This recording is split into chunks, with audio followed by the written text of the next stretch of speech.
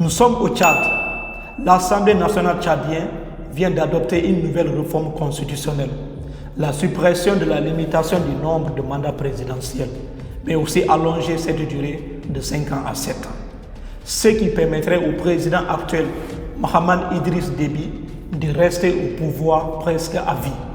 On va essayer de comprendre dans cette vidéo pourquoi cette décision constitutionnelle suscite-t-elle à la fois des critiques et des soutiens. On va aussi voir quels sont les arguments qui ont été poussés par ces partisans, mais aussi, on va aussi voir les critiques aussi de l'opposition. À la fin de la vidéo, nous allons aussi analyser les conséquences de cette décision lourde sur le pays, mais aussi sur tout le continent africain. Mais attention, ce n'est pas encore confirmé. Il faut d'abord que la Cour suprême et le Sénat confirment. Mais nous sommes déjà en Afrique. Nous connaissons déjà le résultat final.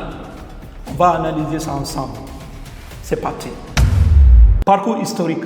Le Tchad a toujours été marqué par la continuité. L'ancien président tchadien, Idriss Déby, il avait dirigé le pays pendant plus de 30 ans. Pendant plus de 30 ans, il gérait le pays sans partage.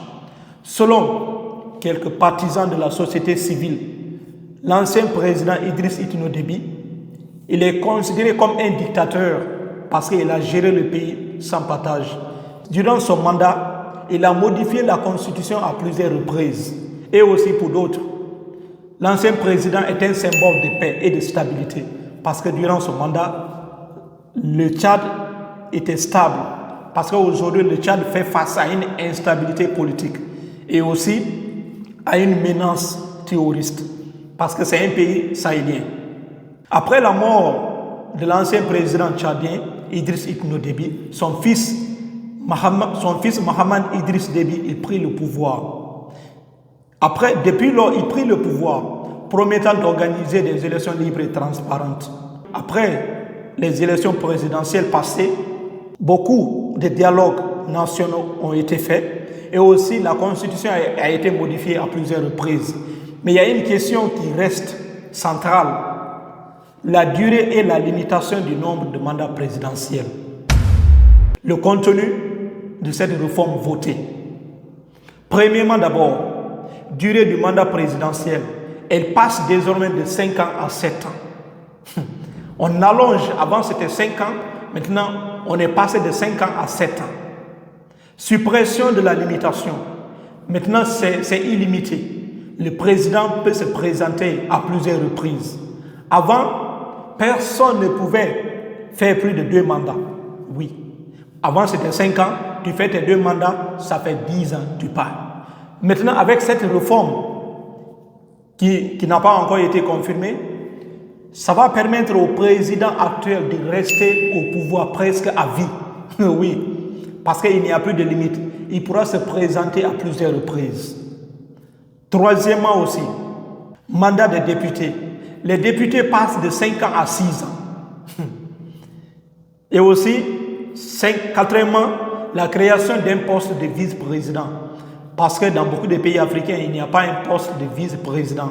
Un vice-président, ça peut aider le président à ne pas se fatiguer trop. Oui, parce que dans beaucoup de pays, souvent même c'est le vice-président qui fait presque tout. Oui, mais en Afrique, dans beaucoup de pays africains, le vice-président n'existe pas. Maintenant, cette fois-ci, il aura la présence d'un vice-président. Cinquièmement, financement public des campagnes électorales, oui. Et cette fois-ci, maintenant, dans cette nouvelle réforme, il y aura un financement public des campagnes électorales lors des prochaines élections. Il y a aussi d'autres réformes. Mais ce sont les points qui sont essentiels. Ça veut dire quoi ici? Le président va rester au pouvoir à vie. Et aussi, le mandat est extrêmement long, 7 ans. Il faut 7 ans avant d'organiser les prochaines élections du pays. C'est ça d'abord qui a été présenté. C'est l'Assemblée nationale qui a voté. Presque, on peut dire 100%. Parce que les députés ont voté de façon écrasante à l'Assemblée nationale. Maintenant, ça reste la confirmation. Et il faut que le Sénat et aussi la Cour suprême confirment. Mais on le sait très bien que la Cour suprême va confirmer ça. Ça, il n'y a pas de débat aussi sur ça. Maintenant, les arguments des partisans. Premièrement, d'abord, les partisans, ceux qui supportent le président actuel, ceux qui supportent le parti au pouvoir actuel, leur argument, c'est quoi?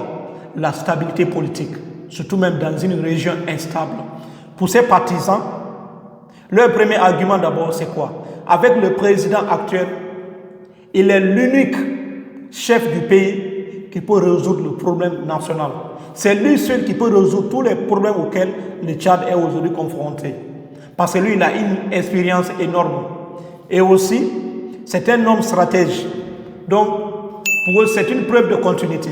En restant au pouvoir, cela va permettre de résoudre le problème auquel le Tchad est confronté depuis plusieurs années. Surtout la stabilité dans la région. Et aussi la stabilité intérieure du pays. Parce que nous le savons actuellement, il y a beaucoup de problèmes à l'intérieur du Tchad. Donc pour ces partisans, c'est lui seul qui est capable de gérer tout ça et il doit rester. Donc on le supporte. C'est le premier argument. Le deuxième argument aussi poussé par ces partisans, c'est quoi? Expérience et légitimité internationale. Pour ces partisans, le président actuel, il a une expérience énorme.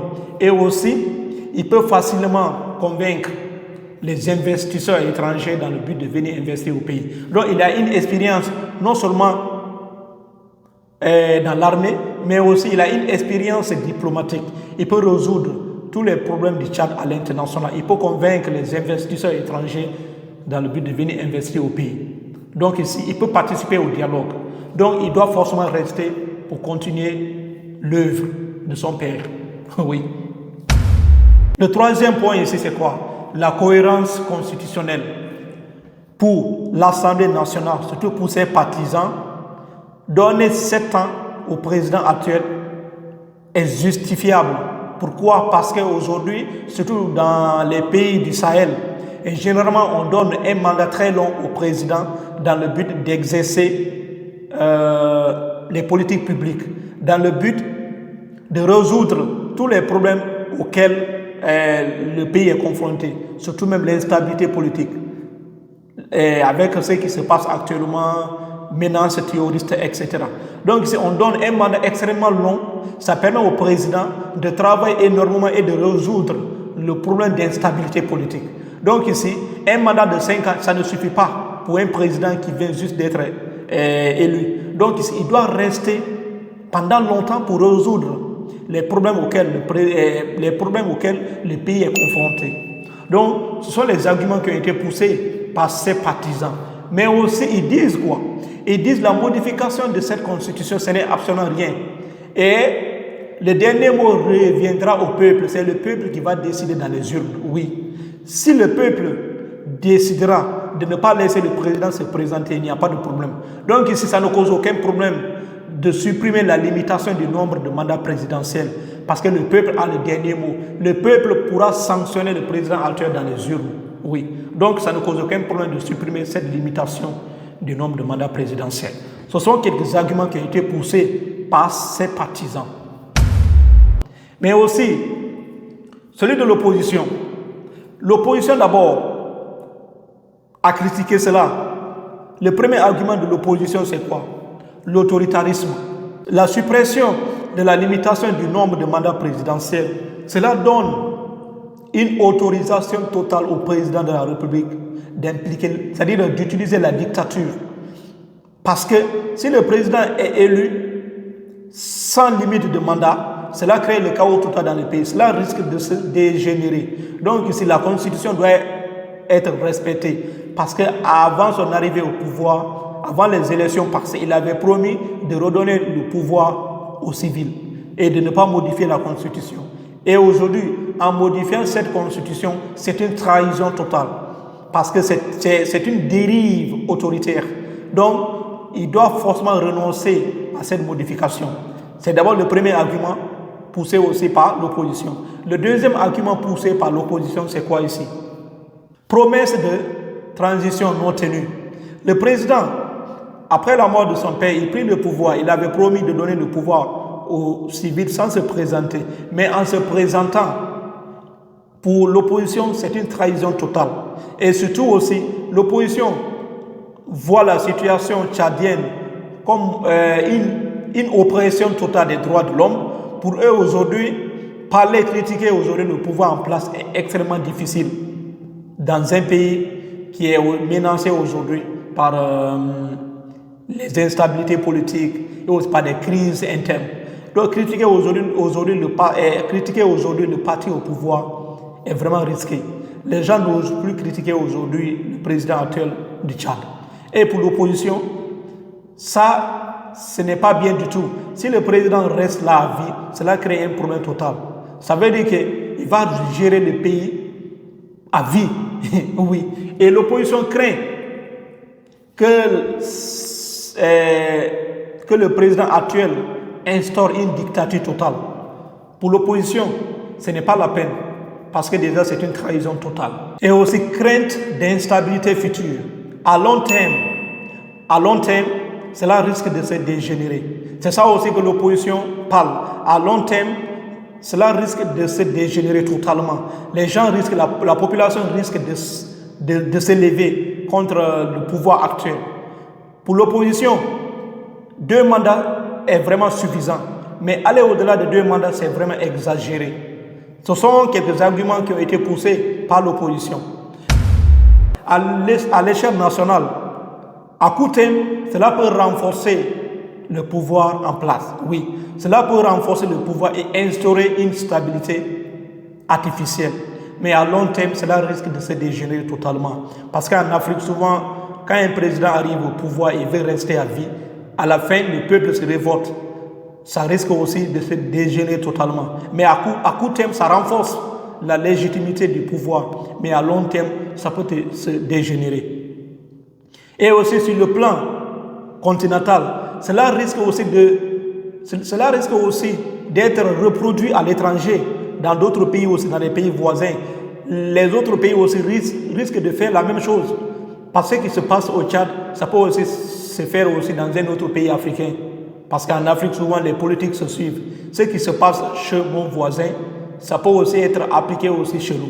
Donc, ce sont les conséquences que nous devons voir. Parce que si le Tchad réussit à faire ça, ça veut dire que tous les autres pays aussi de la sous-région pourront certainement le faire. Donc, c'est à cause de ça, l'opposition ne veut pas. Et aussi sur le plan international, d'abord l'Union européenne, la France, l'Allemagne et Espagne, etc. Tous ces pays suivent la situation africaine de très près. Ils voient la situation africaine, ils comprennent l'actualité politique africaine. Et souvent, ces pays-là nous disent souvent d'instaurer la démocratie, d'instaurer la démocratie. Donc, avec ce qui se passe au Tchad, est-ce que ces pays-là vont-ils soutenir le Tchad ou non? Bon, je ne sais pas. Mais on n'a pas encore vu leur réaction. Ces pays-là vont-ils soutenir le Tchad ou non? Ça aussi, il faut revoir ça. Parce que cela risque de se retourner aussi contre la junte ou non. Je ne sais pas. Mais ça peut aussi avoir des conséquences sur le plan international.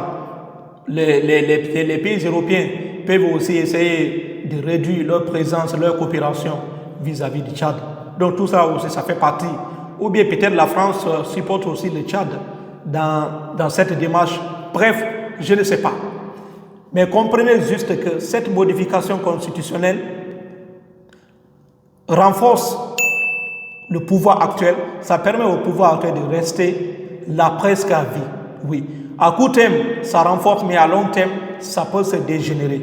C'est pourquoi on dit le problème de l'Afrique, ce n'est pas la démocratie. Ce sont les peuples. Oui. La démocratie n'a aucun problème. Les principes de la démocratie sont clairs et nets. Maintenant, ça dépend de nous. Oui. Parce que la démocratie, vous accusez la démocratie. Pour vous, la démocratie n'a jamais développé un pays. Le problème, ce n'est pas la démocratie. C'est nous le problème. Les principes de la démocratie sont clairs et nets. C'est le pouvoir du peuple par le peuple et pour le peuple. Le peuple est au centre du pouvoir. Donc, ce qui se passe actuellement au Tchad, ça concerne aussi toute l'Afrique entière. Oui. Bon, laissez-moi en commentaire ce que vous en pensez. La suppression de la limitation du nombre de mandats et aussi l'allongement de cette durée de 5 ans en 7 ans. Et aussi, cette fois-ci, la présence d'un vice-président. Donc, laissez-moi en commentaire ce que vous en pensez. J'ai vraiment hâte de vous lire en commentaire. Merci et merci. Prenez soin de vous.